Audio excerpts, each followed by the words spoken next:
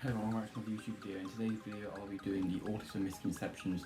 I wanted to do this video for a while, but of course I schedule my videos so I have to do it when it's scheduled. So yeah, all my videos are planned like 8 months in advance. Anyway, I think this video needs to be made because I made several autism themed videos over the past years, because I think this one will be the most important because, well, not necessarily the most important, but the most interesting, and an area of autism that isn't often talked about because it's, well, hence the name misconceptions. People assume these things, but quite often they're wrong. So I've got 5 written down. Let's just get started. So the first thing is, but they don't look like they are autistic. This is one you hear quite a lot, especially in public, and it's not true at all. What you look like is what your parents look like, and quite frankly, hence the name autism. It's a mental disorder. Autism, mental illnesses, mental disabilities. All 3 of those, hence the name mental. It's all in your head. What you look like is totally irrelevant to, quite frankly, even physical disabilities as well. So yeah, it has absolutely nothing to do with what you look like. So yeah, that one's going to clear up straight away. There is no look of autism. It can be in any shape or size. The second misconception I want to clear up is severe, low and high functioning autism looks like XYZ.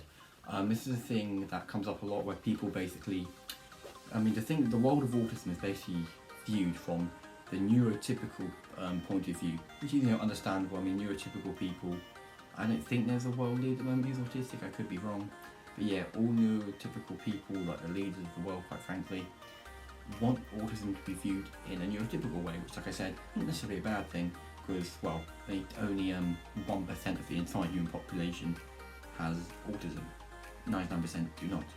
But still, that 1% is a good, what's that, about 78,500,000 people.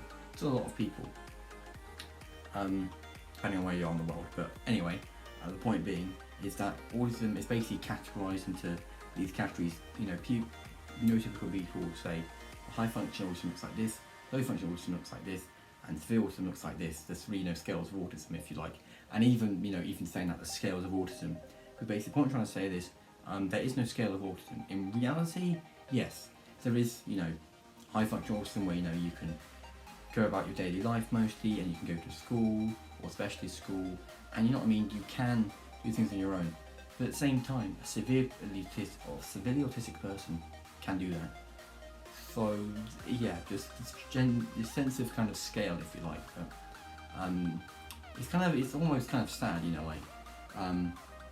it's almost like neurotypical people go like, oh yeah, this is what low functional autism will look like, and then I'll teach people. When in reality, yeah, it can look like that. Fair enough. It can look like that. If you're not autistic and you're neurotypical, like most people, of course, you're just going to see it like that, and it's easy for you to digest. But like I said, in reality, it doesn't work like that. Severely autistic people, yeah, they can be needing 24/7, 3-4-to-1 care. They might have to live in a special house or assisted living. They may not be able to speak. They might be non-verbal. But at the same time, a severely autistic person could speak, and they could live on their own, and they could have a family and a child. So yeah, it's just, autism comes in shapes and sizes, and there's no distinct pattern. Although it is, making groups, I can understand it. But yeah, moving on. Number 3 is linking to number 2, that they always need care. This kind of idea that people with autism need some kind of care, either, like I said, 3 or 4-to-1 care, or generally some kind of assistance to basically help them through, well, their entire life. Not a massive misconception, but definitely one that needs to be noted. That, of course, yeah, like I said, it isn't true. Yes, some autistic people do need care. Like I said, 3 or 4-to-1 care all the time. But in reality, an autistic person you'd be surprised. Autistic people don't need care. Quite frankly, most of the time, they're perfectly capable of doing anything on their own, and they do not need care, because, like I said, they're human beings. Human beings, like I said again, severely autistic people are human beings. If they're hungry, they will eat. If they're thirsty, they will find water. Again, yeah, they might not be able to do the tap, but you know what I mean. Like, they do not need care constantly. Some autistic people, yes. The point I'm trying to make here is that not all autistic people need care. They can, like I said, they can go about, they can do their own thing, and yeah, bit of a messy misconception that one. I apologise if I've missed anything, but yeah, that's number 3. Number 4, this is much better. Number 4 is this idea that autistic people can't well live. Probably the most bad misconception of them all, this idea that autistic people can't get a life, they can't get a job, they can't, get married, they can't, become a builder or a plumber or a dancer or an actor. And it's so not true, of course, because again, it's just a mental disorder. I mean, yeah, they might need some extra help in some things, of course they do. These people have autism, but they can still make a life and they still should be treated as equally as anyone else. And unfortunately they're not.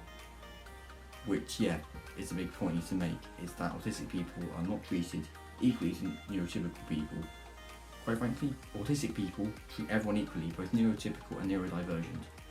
However, neurotypical people do not treat neurodivergent people equally, which is a very strange balance, because basically neurotypical people are seeing these people with autism, neurodivergence, like the aliens, and then the neurodivergent people are treating the neurotypical people as equal. So yeah, like I said, I've looked on this on YouTube and it's a really interesting debate.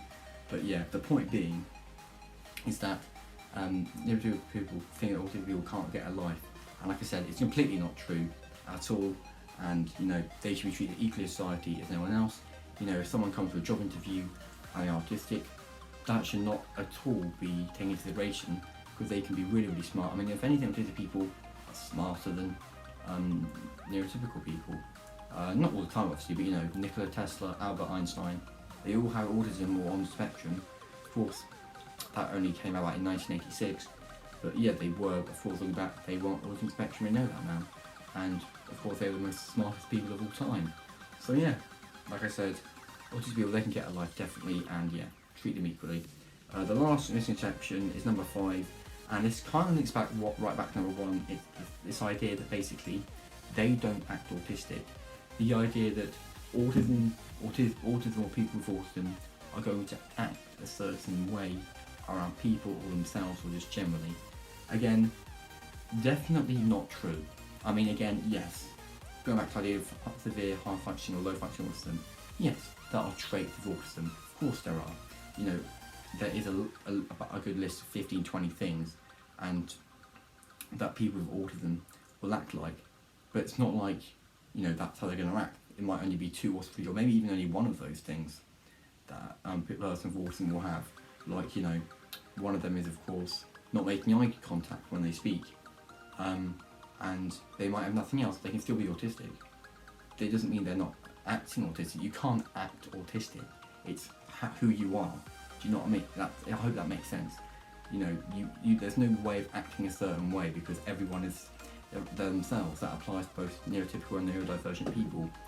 So yeah, this idea that neurotypical people have is that, but they're not acting autistic, or that person is acting autistic. It's completely wrong, because it's not fair, quite frankly, again, about treating people equally. You're not treating people equally if you're saying that. And also, no one will ever, bit of psychology, really, isn't it? We've been brought up in a world where if you don't act a certain way, you're the outsider. And it's, like I said, it's unfair because an autistic person doesn't fall in either category. Well, their kids fall in a category, but most of them don't fall in either category. And they get neglected, or people just say, but they don't act autistic, so we're going to ignore them. So like I said, so sum number 5 up, there is no way to act autistic.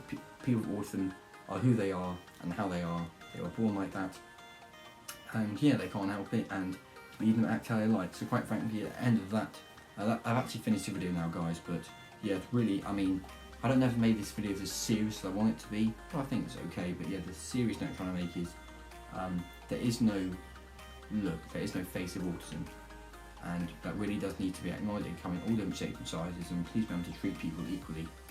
So thanks for watching, guys. This video's been slightly longer than I wanted it to be, but I think I said everything I wanted to say. And yes, thank you for watching, and I'll see you all later. Goodbye.